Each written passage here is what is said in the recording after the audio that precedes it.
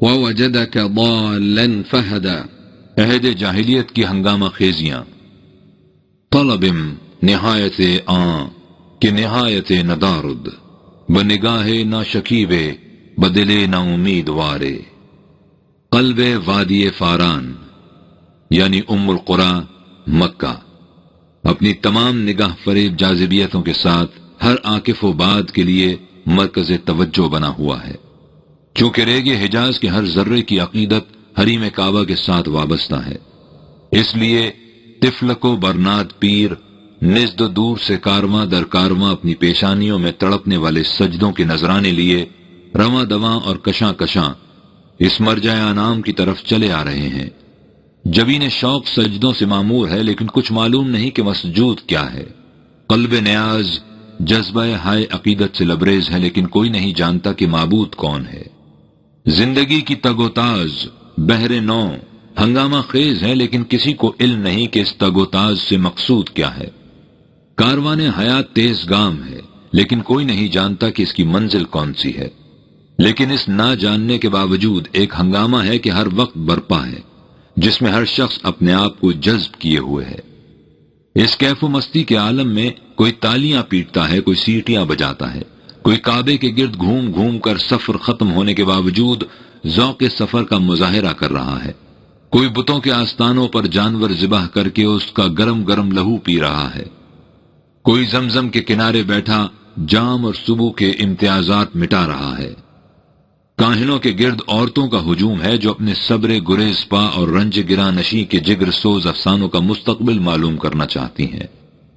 ادھر عکاز کے بازار میں شورائے جادو بیاں اپنی سحر آفرینیوں سے ہر سننے والے کے دل کو مٹھی میں لیے ہوئے ہیں۔ کبھی کسی کے خاندانی مفاخر کے تذکرے سے اس کے طرہ امتیاز میں بالیدگی پیدا کرتے ہیں، اور گاہ کسی کے عزیز کے قتل کی یاد تازہ کر کے اس کی رگوں میں آتش انتقام کے شعلے اس طرح بھڑکاتے ہیں کہ بزم شیر خانی آن کی آن میں رزم گاہ بن جاتی ہے۔ لیکن محفل عیش و طرب ہے یا میدان جنگ و جدل، ہر شخص پورے جذب و انہماک سے اس میں حصہ لیتا ہے، اور اس ہم ہمیں اور تنتنے میں دنیا و مافیا سے بے خبر یوں مستغرق ہو جاتا ہے کہ کوئی کشش اسے اس ہنگامے سے باہر نہیں لے جا سکتی۔ چھوٹا بڑا امیر غریب مرد عورت سب ان ہنگاموں میں اس طرح شریک ہوتے ہیں گویا یہ چیزیں ان کی زندگی کا جزء بن چکی ہیں۔ ایک استثناء، لیکن مکہ کی ان پرہجوم گلیوں میں ایک ایسا شخص بھی دکھائی دیتا ہے جو ان میں سے ہوتے ہوئے بھی ان میں کا معلوم نہیں ہوتا۔ اس کی طرز معاشرت، وضاقتہ، تراش خراش سب انہی جیسی ہے۔ وہ انہی بازاروں میں پھرتا ہے، انہی لوگوں سے کاروبار کرتا ہے، ان کی شادی اور غم میں شریک ہوتا ہے۔ وہ اپنے آپ کو انہی جیسا انسان سمجھتا ہے، لیکن اس کے باوجود وہ اپنی زندگی میں کوئی خلا محسوس کرتا ہے اور نہیں جانتا کہ وہ خلا کیا ہے اور کس طرح پر ہو سکتا ہے۔ وہ مشاغل و مشارد جو اس کی قوم کا جزو زندگی بن چکے ہیں اس کے لیے اپنے اندر کوئی جاذبیت نہیں رکھتے۔ وہ بھی اپنی جبین نیاز میں ذوق عبودیت کے سجود رقصہ لے کر حریم کعبہ تک جاتا ہے، لیکن وہ ان تابندہ گوہروں کو اسی طرح واپس لے آتا ہے کہ اسے وہاں انسانوں کی بنائی چوکھٹیں اس متاع گراں بہا کے شایان شان دکھائی نہیں دیتی۔ وہ جب لوگوں کی گردنوں کو ان کے اپنے ہاتھوں کی بنائی ہوئی مٹی اور پتھر کی مورتیوں کے سامنے جھکا ہوا دیکھتا ہے تو محو حیرت رہ جاتا ہے کہ یا الہی یہ ماجرا کیا ہے۔ وہ عکاز کے بازار میں جب سرداران قریش کو اپنی عالی نسبی پر فخر کرتے دیکھتا ہے تو ہر چند وہ خود قریش کی ممتاز ترین گھرانے کا فرد ہے، لیکن اس کا دل گواہی نہیں دیتا کہ جس چیز میں انسان کے جوہر ذاتی کا کوئی دخل نہ ہو وہ باعث فخر و تکبر ہو سکتی ہے۔ وہ بزم میں پرستی کی طرف آنکھ اٹھا کر نہیں دیکھتا کہ اس سے اس کا قلب سلیم ابا کرتا ہے۔ وہ قمار خانوں کی طرف قدم تک نہیں اٹھاتا کہ وہاں اسے مہذب انسانوں کے بھیس میں رہزن نظر آتے ہیں۔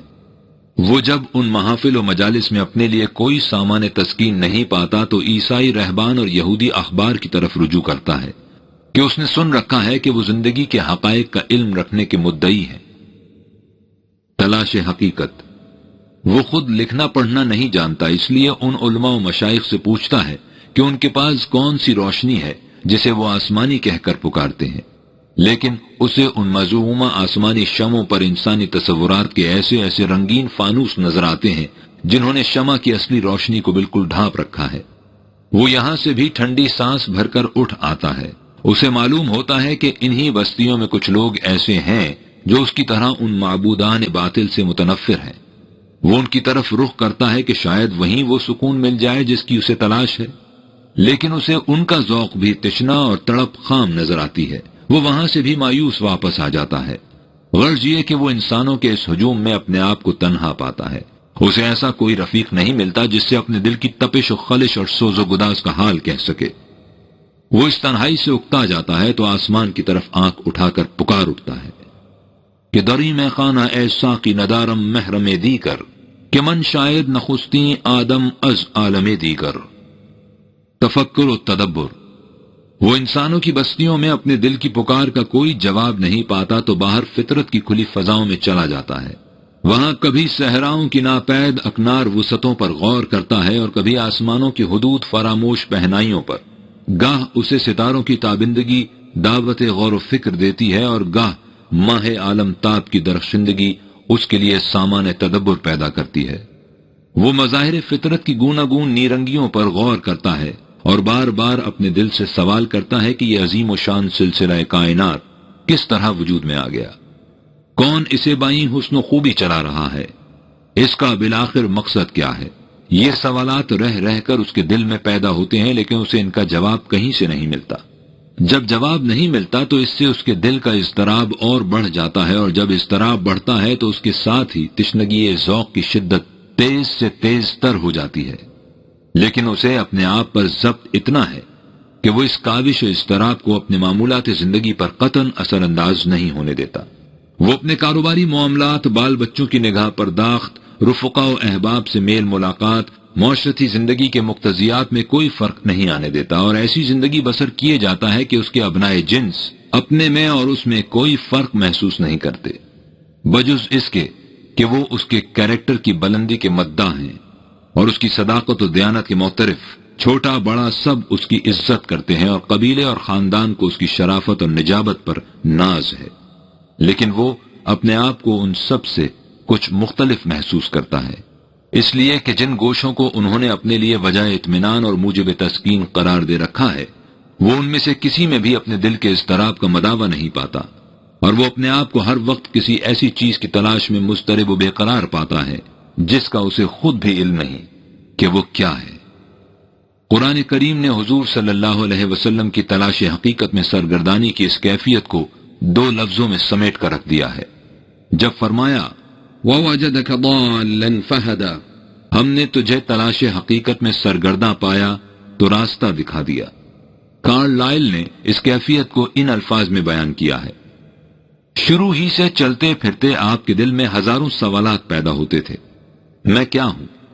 کائنات کا لامتناہی سلسلہ کیا ہے؟ زندگی کیا ہے؟ موت کیا ہے؟ مجھے کس چیز پر ایمان رکھنا چاہیے؟ مجھے کیا کرنا چاہیے؟ ہرا اور سینا کی پہاڑیاں، ریت کے ٹیلوں کا سکوت ان سوالات کا کوئی جواب نہیں دیتے تھے۔ چرخ اور اس کے درخشندہ ستارے بھی کچھ جواب نہیں دیتے تھے۔ ان سوالات کا کہیں سے جواب نہیں ملتا تھا۔ ان سوالات کا جواب انسان کی اپنی روح اور خدا کی اس وحی سے ملنا تھا جو اس روح کو اپنا مسکن بنا لے۔ Book reference heroes and hero worship, Carlyle, page 49۔ ہاں، ان سوالات کا جواب کہیں سے نہیں مل سکتا تھا۔ ان کا جواب صرف وحی کی زبان سے مل سکتا تھا۔ حقیقت کا انکشاف ناممکن ہے جب تک حقیقت خود اپنے آپ کو کسی پر منکشف نہ کر دے۔ مسائل حیات نہیں سمجھے جا سکتے جب تک حیات خود ہی شاہر اسرار حیات نہ ہو جائے۔ حقیقت کے مشاہدے کے لیے انسان کی آنکھ وحی کی روشنی کی محتاج ہے، اور نبی قبل از نبوت وحی سے واقف نہیں ہوتا۔ یہی کیفیت قبل از رسالت حضور صلی اللہ علیہ وآلہ وسلم کی تھی۔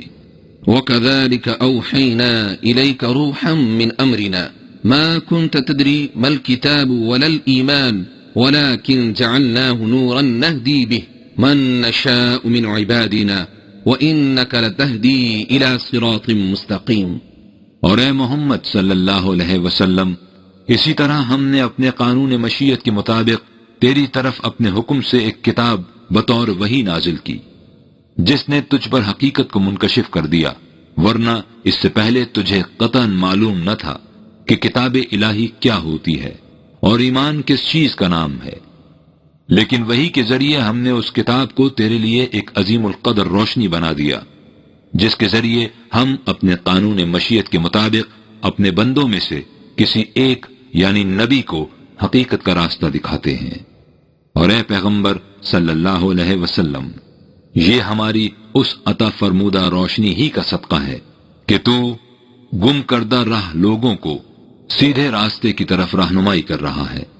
نہ حضور صلی اللہ علیہ وسلم جانتے تھے کہ کتاب کسے کہتے ہیں اور وحی کیا ہوتی تھی، اور نہ ہی اس کی توقع رکھتے تھے کہ آپ صلی اللہ علیہ وسلم اس نعمت عظمیٰ سے سرفراز کیے جائیں گے۔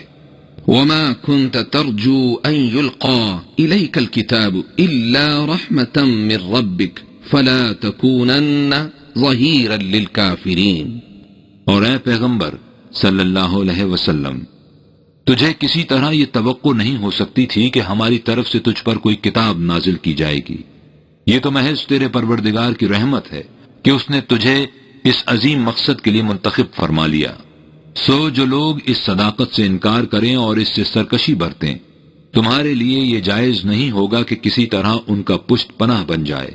اس کتاب کے ذریعے حضور صلی اللہ علیہ وسلم کو ان حقائق کا علم دیا جن کے متعلق اس سے پہلے آپ صلی اللہ علیہ وسلم کچھ نہیں جانتے تھے۔ وعلمك ما لم تكن تعلم وكان فضل الله عليك عظيما۔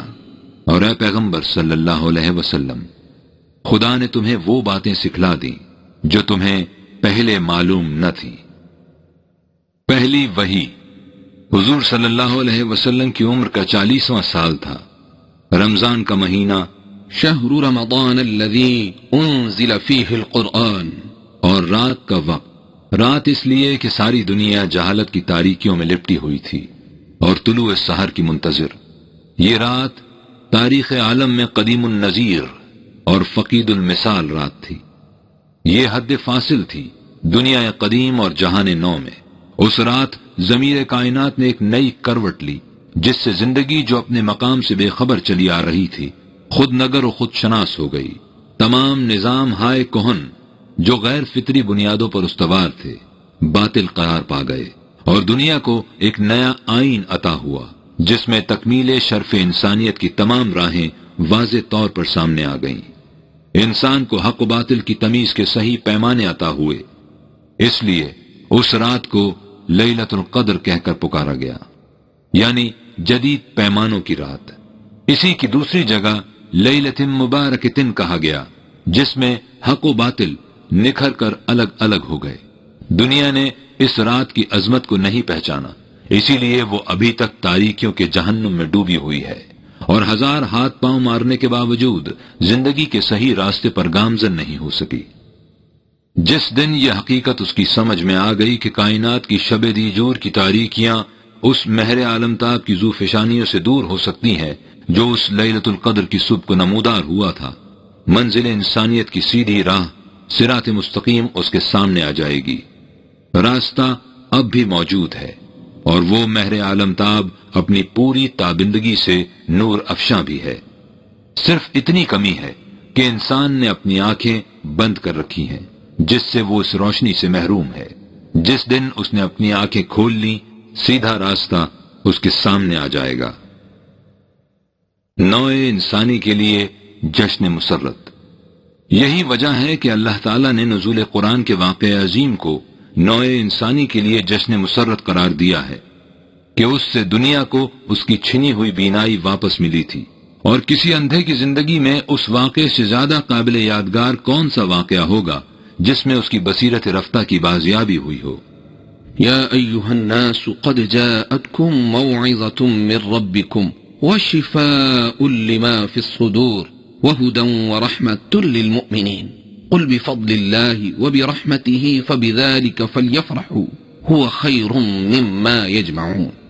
اے لوگو، تمہارے پاس تمہارے پروردگار کی جانب سے ایک ایسی چیز آ گئی ہے جو معزت ہے، دل کی تمام بیماریوں کے لیے شفا ہے، اور ہدایت و رحمت ہے ان لوگوں کے لیے جو اس پر یقین رکھتے ہیں۔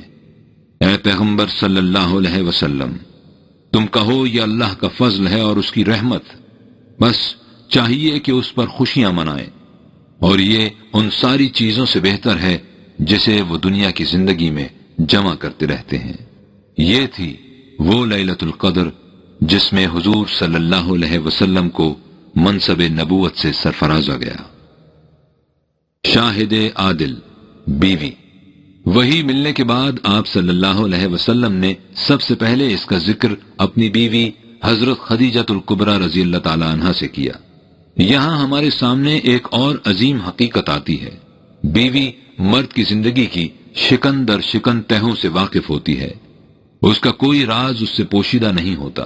وہ ساری دنیا کے سامنے نقاب پوش رہ سکتا ہے، لیکن بیوی کے سامنے اس کی زندگی بے نقاب ہوتی ہے۔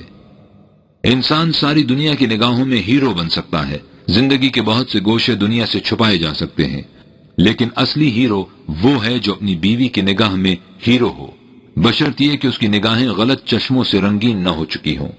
آپ صلی اللہ علیہ وسلم کی رفیقہ حیات حضرت خدیجہ رضی اللہ تعالی عنہا کا قلب سلیم تھا، چنانچہ جب انہوں نے اس پیغام کو سنا تو حضور صلی اللہ علیہ وسلم کی صداقت پر فوراً ایمان لے آئیں۔ نوکر اور بچے۔ بیوی کے بعد انسان کی بے نقاب زندگی کا مشاہدہ کرنے والے گھر کے نوکر اور بچے ہوتے ہیں۔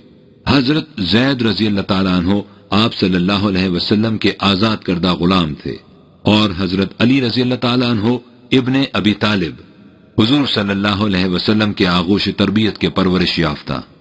حضرت خدیجہ رضی اللہ تعالیٰ عنہ کے بعد انہوں نے سنا تو فوراً نگاہ عقیدت جھکا کر ایمان لے آئے۔ دوست۔ گھر کے باہر انسان کے کیریکٹر کا صحیح پرکھنے والا اس کا قلبی دوست ہوتا ہے، جس کے سامنے اس کی زندگی کا ہر بے تکلف پہلو ہوتا ہے۔ حضور صلی اللہ علیہ وسلم کے یہ دوست حضرت ابو بکر صدیق رضی اللہ تعالیٰ عنہ تھے۔ دولت مند، فیاض، نہایت صاحب الرائے اور قریش میں معزز اور ممتاز، اور تمام شہر میں بااثر، صدق و دیانت میں مشہور، اپنی پارسائی کی وجہ سے ممتاز۔ جب دوست کے اس نئے دعوے کو سنا تو بلا ادنا تامل اس کی صداقت کا اعلان کر دیا۔ کس قدر سریا بخت اور فرخندہ اختر تھے یہ حضرات، جنہیں قدوسیوں کی اس جماعت میں شرکت کی اولیت، بلکہ یوں کہیے کہ اس جماعت کے منبع و اساس ہونے کا شرف حاصل ہوا، جسے دنیا انسانیت میں انقلاب عظیم پیدا کرنا تھا۔ رضی اللہ عنہم ورضوا عنہ ذالک الفوز العظیم۔ اس کے بعد کچھ اور خوش نصیب حضرات اپنے جذبہ شوق سے باب رسالت تک کشاں کشاں آئے اور متاع ایمان و آگہی سے بہرہ یاب ہوئے۔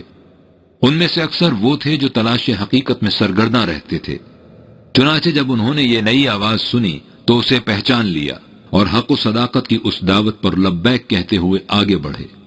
حضرت عثمان، حضرت عبد الرحمن بن عوف، حضرت سعد بن وقاص، حضرت طلحہ، حضرت ارقم، حضرت سعید بن زید اور عبداللہ بن مسعود رضوان اللہ علیہم اجمعین حضرت ابو بکر صدیق رضی اللہ تعالیٰ عنہ کی ترغیب سے اس جماعت حقہ میں شامل ہوئے۔ یہ سب تبدیلی ابھی خاموشی سے ہو رہی تھی، کیونکہ اس دعوت کی آواز ابھی بلند نہیں کی گئی تھی۔ یہ ایمان و اقرار، دلوں کا جھکاؤ اور نگاہوں کی تسلیم تھی، اور حقیقت یہ ہے کہ اس سے بڑھ کر اور پختہ عہد وفا ہوتا بھی کون سا ہے۔ یک نگاہ، یک خندہ دزدیدہ، یک تابندہ اشک، بحر پیمان محبت نیست، سوگند دیگر۔